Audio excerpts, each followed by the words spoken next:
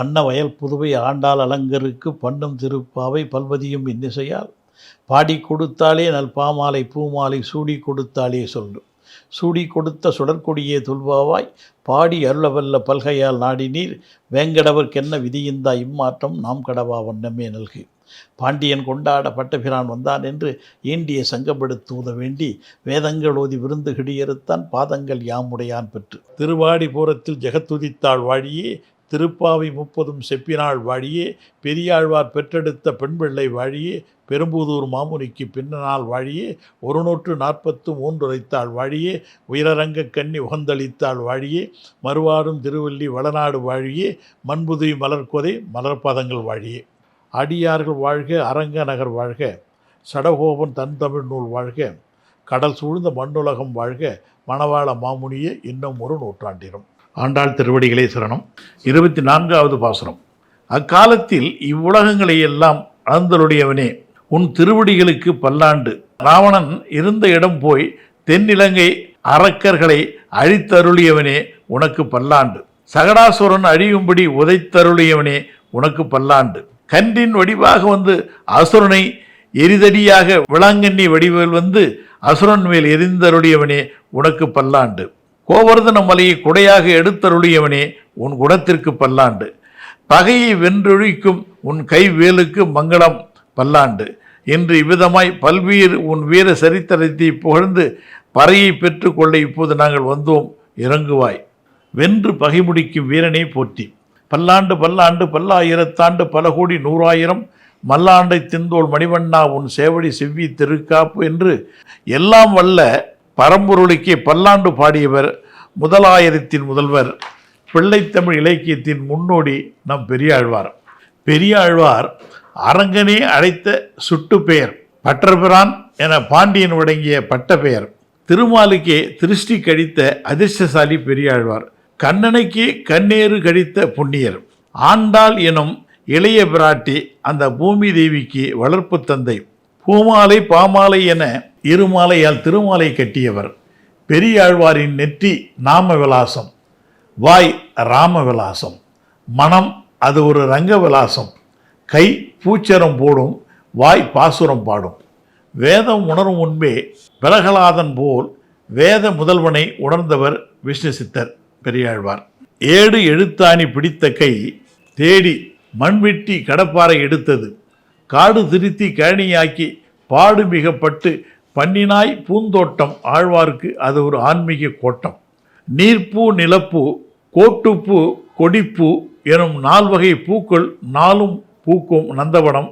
பெரும்பகுதி பூவனம், ஒரு பகுதி புனித துளசி வனம். பூக்கள் அவருக்கு பூப்படைந்தது பூவையர் போல. மாலை தொடுப்பது வளர்ந்த பெண்ணுக்கு வதுவை செய்வது போல் நினைப்பார். மங்கள நான்குண்டு மலர்களை இணைப்பார். விஷ்ணு சித்தர் வாய் சதா பாசுரம் பாடும், கை பூச்சரம் போடும். ஆடி மாதம் அன்று பூரம் நட்சத்திரம். காலை நந்தவனம் சென்ற ஆழ்வாருக்கு ஆச்சரியம். துளசி செடியில் ஒரு அற்புதம், பேரொளியோடு ஒரு பொற்பதம்.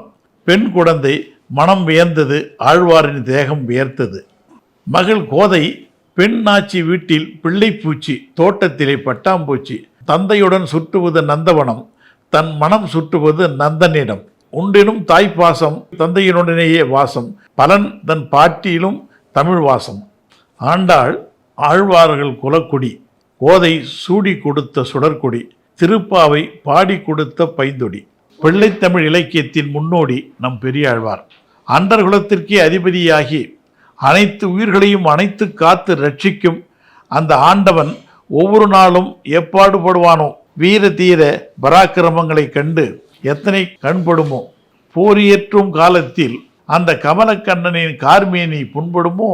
அவசர கதியில் அருளி செயலுக்கு ஆட்படும் போது அவனது சித்தம் என்ன பாடுபடுமோ என்றெல்லாம் ஏங்கி நின்று இதயம் தடுமாறிய பெரியாழ்வார் அரிய மனமும் சான்றோர்க்கு அணி என்பதைப் போல பரமனுக்கு பல்லாண்டு பாடினார். அவரது திருமகள் அல்லவா ஆண்டாள், அதனால் அவளும் பல்லாண்டு பாடுகிறாள். இன்றும் நாம் காணப்போகும் 24ஆம் பாசுரம் பல்லாண்டு போலவே போற்றி பாசுரம் என்று போற்றப்படும் பெருமைக்கு உரிய விளங்குகிறது. ஓங்கி உலகளந்த உன் திருவிடைகளை போற்றுகிறேன் என்று தொடங்குகிறது பாசுரம். என் முதல் வரியிலேயே ஒரு முத்திரை இருக்கிறது. அன்று இவ்வுலகம் அளந்தாய் அடிபோற்றி என்பது முதல் வரி. மூவடியால் நீ உலகளந்த அற்புதம் நடந்தது. அன்று உன்னை போற்றி பாடும் புண்ணியத்தை பெறாத பாவிகளாயிருந்தோம் நாங்கள். அதற்காக இன்று பாடுகிறோம் உன்னை போற்றி என்று பல்லாண்டு தொடங்குகிறது. அன்று பூவுலகம் அளந்த உன் பொற்பாதங்களுக்கு பல்லாண்டு. சிறிய திருவடியான ஆஞ்சநேயர் துணையோடு தென்னிலங்கை சென்று தசமுகனை வென்று வாகி சூடிய உன் தோளுக்கு பல்லாண்டு. சக்கரமாக வந்து சகடாசுரனை அழித்த உன் வல்லமைக்கு பல்லாண்டு. கன்று வடிவாக வந்து அசுரனையும் விளாங்கனி வடிவாக வந்த அசுரனையும் பால பருவத்திலேயே வதம் செய்த உன் திருவடிக்கு பல்லாண்டு. இந்திரன் கல்மடையாய் பொழிவித்த போது கோவர்தன கிரியை குடையாக பிடித்து ஆயர்களை காத்த உன் அருளுக்கு பல்லாண்டு. பகைவெல்லும் வேல்கொண்டு பாசமுடன் எங்கள் பக்கமே நின்று உன் பண்புக்கு பல்லாண்டு என்று 6 விதமான அருள் செயல்களை ஆன்மதாகத்தோடு போற்றி பரவி கண்ணனுக்கு பல்லாண்டு பாடும் பாவையர்கள் பறை கொடுத்து எங்களை பரவசப்படுத்து என்று பணிந்து வேண்டிக் கொள்கிறார்கள். அன்று நீ இவ்வுலகம் அளந்தாய், இன்று யாம் வந்தோம் இறங்கியலோல் எம்பாவாய் என்று முதல் வரியையும் கடைசி வரியையும் கொண்டு கூட்டி பெருக்கில் கொண்டால் கோதை தமிழ் கொள்ளை அழகு நமக்கு கூட பல்லாண்டு பாடத்தான் தோன்றும். அவதாரங்கள் எல்லாம் முடிந்து பரமாத்மா ஆனந்தமாக வைகுண்டத்திலே உட்கார்ந்திருந்தார். தேவர்கள் முனிவர்கள் புடைசூழ அமர்ந்திருந்தார். பல நாள் உட்கார்ந்திருந்தவர் பூமியை பார்க்கிறார். பூமியை பார்த்ததும் அவருக்கு வருத்தம் வந்ததாம். ஏனென்றால் அவ்வளவு அக்கிரமங்கள் அங்கே நடந்து கொண்டிருந்தது.